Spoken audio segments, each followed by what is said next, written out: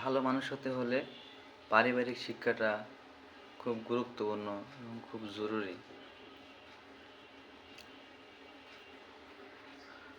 আপনার আশেপাশে তো শিক্ষিত মানুষের অভাব নাই।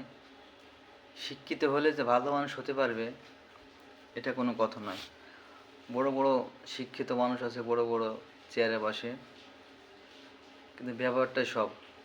যদি আপনার পারিবারিক শিক্ষাটা ভালো হয় তাহলে আপনি বড় বড় চেয়ারে বসেও মানুষের সাথে সৎ ব্যবহার করতে পারবেন, ভালো ব্যবহার করতে পারবেন।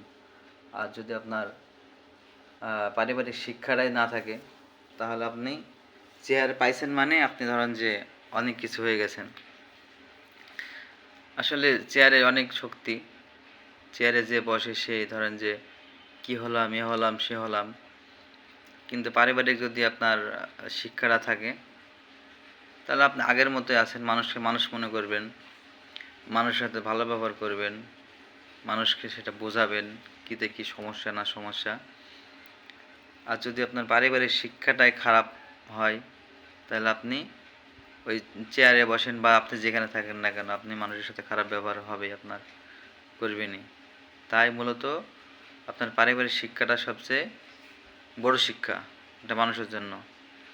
তাই পারিবারিক শিক্ষাটা আপনার সন্তানকে ভালোভাবে দিবেন। আপনার সন্তান কারোর সাথে খারাপ ব্যবহার করে আসছে, আপনি যদি গালাগালি দিয়ে বলে চল চল আমি দেখি, চল আমি দেখি, কিন্তু না, আপনি যদি আপনি নিজের সন্তানকে বকাবকি করেন না, এটা করা যাবে না, তাহলে সে আর সাহস পাবে না। ঠিক আছে? তাই পারিবারিক শিক্ষাটা আপনারা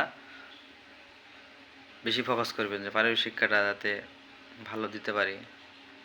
আর বাবা মা খারাপ হলে তো সব গেছে গা, আর কিছু বলারই নাই, দূর।